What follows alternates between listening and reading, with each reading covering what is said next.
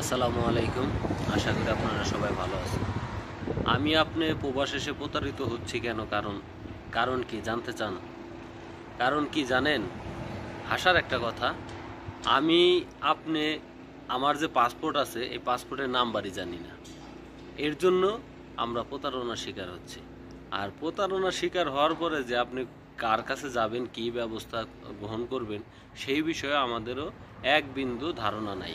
আমরা পাসপোর্ট করছি, বিদেশ আসবো, বিদেশ এসে কাজ করবো এটা মনে করি, কিন্তু প্রবাস জীবন এত সহজ না, অনেক কঠিন। তো আরও অনেক কিছু আপনার জানার দরকার আছে।